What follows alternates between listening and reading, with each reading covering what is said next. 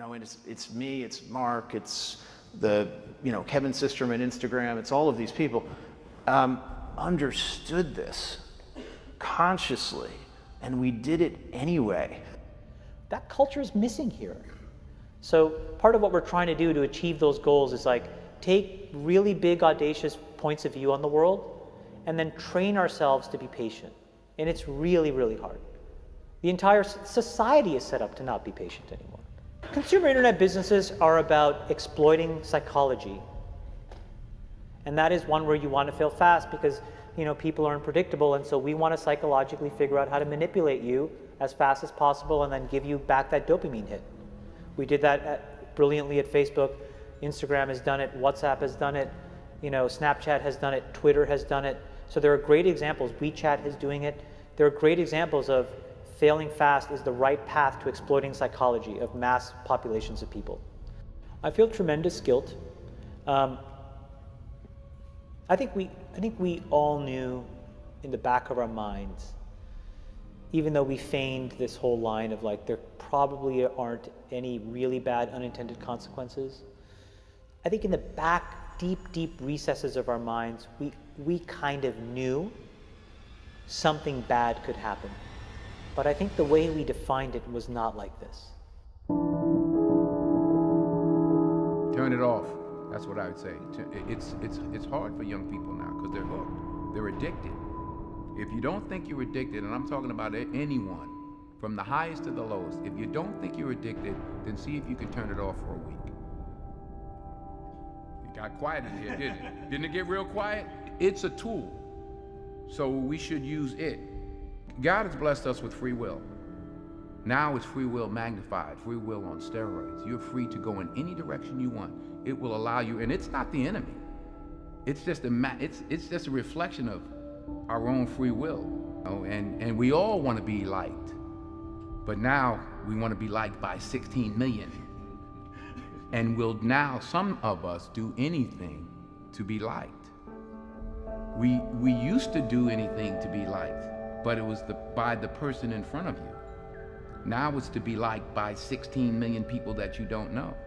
We have to ask ourselves, what is the long-term, if not the short-term effect of too much information?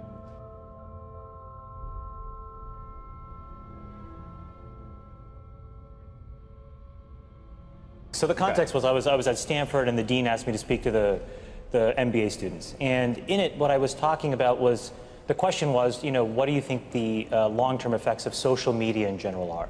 And unfortunately, what happened was, I think it's easy to characterize what I said just as a Facebook-specific thing because I worked there and I was a key part of growing it. The reality of what I was... Explain what you said at the time. So about what I said Facebook. was, I think the tools that have been created today are starting to erode the social fabric of how society works. And what I meant by that is the following thing. Today we live in a world now where it is easy to confuse truth and popularity. And you can use money to amplify whatever you believe and get people to believe that what is popular is now truthful and what is not popular may not be truthful. Joe and I, for example, we've been on the other side of climate for a long time, right?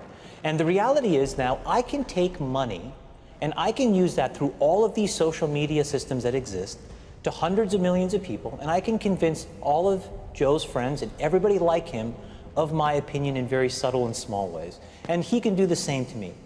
We can do that about vaccines. We can do that about gay rights. We can do that about bathroom laws. We can do that about Roy Moore. And so I think the question we have to ask ourselves is, how do we live in a world where this is now possible? And so it was about that, but just want to understand, was it, because I read and watched parts of what you were talking about.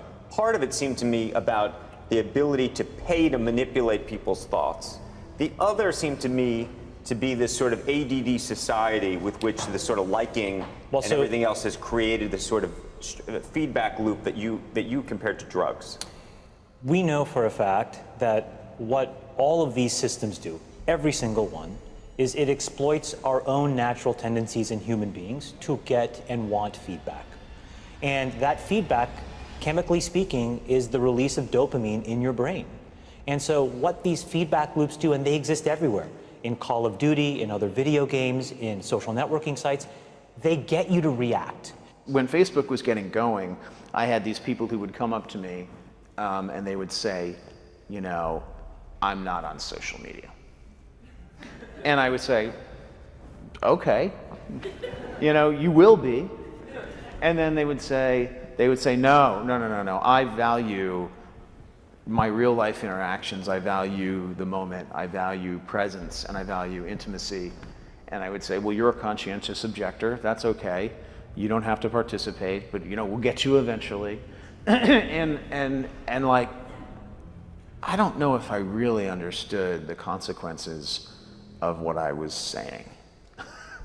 Because the unintended consequences of a network when it grows to 1 billion or 2 billion people, and it literally changes your relationship with society, with each other, with you know, it probably interferes with productivity in weird ways.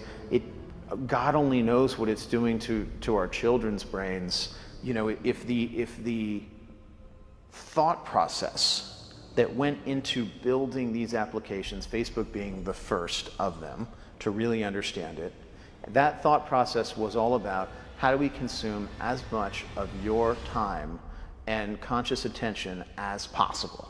And that means that we need to sort of give you a little dopamine hit every once in a while because someone liked or commented on a photo or a post or whatever. And that's going to get you to contribute more content, and that's going to get you, you know, more likes and comments. I mean, it's a social validation feedback loop that it's like it's exactly the kind of thing that a hacker like myself would come up with, because you're exploiting a vulnerability in human psychology. It literally is a point now where I think we have created tools that are ripping apart the social fabric of how society works. That is truly where we are. And I would encourage all of you, as the future leaders of the world, to really internalize how important this is. If you feed the beast, that beast will destroy you. If you push back on it, we have a chance to control it and rein it in. And it is a point in time where people need to hard break from some of these tools and the things that you rely on. The short-term dopamine-driven feedback loops that we have created are destroying how society works. No civil discourse, no cooperation, misinformation, mistruth.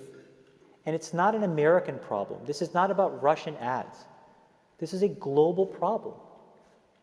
So we are in a really bad state of affairs right now, in my opinion. It is eroding the core foundations of how people behave by and between each other. And I don't have a good solution. You know, my solution is I just don't use these tools anymore. I haven't for years. It's created huge tension with my friends, huge tensions in my social circles. If you look at, like, you know, my Facebook feed, I've posted maybe 2 times in 7 years, 3 times, 5 times. It's less than 10. And it's weird. I guess I kind of just innately didn't want to get programmed. And so I just tuned it out. But I didn't confront it. And now to see what's happening, it really bums me out. Like, think about, like, there were these examples where there was a hoax in WhatsApp where in some, like, village in India, people were, like, afraid that their kids were going to get kidnapped, etc. And then there were these lynchings that happened as a result, where people were like vigilante running around. They think they found the person, and I mean, seriously? Like, that's what we're dealing with. You know, imagine, like, when you take that to the extreme, where, you know, bad actors can now manipulate large swaths of people to do anything you want. It's a really, really bad state of affairs. And we compound the problem, right? We curate our lives around this perceived sense of perfection because we get rewarded in these short-term signals, hearts, likes, thumbs up, and we conflate that with value, and we conflate it with truth. And instead, what it really is fake, brittle popularity. that's short term and that leaves you even more, and admit it, vacant and empty before you did it. Because then it forces you into this vicious cycle where you're like, what's the next thing I need to do now? Because I need it back. Think about that compounded by 2 billion people. And then think about how people react then to the perceptions of others. It's really bad. So you're training your brain here, whether you think it or not, whether you know it or not, whether you acknowledge it or not. Acknowledge that these things where you're spending hours a day are rewiring your psychology and physiology in a way that now you have to use to go and figure out how to be productive in the commercial world. So if you don't change this, you are going to get the same behaviors over here.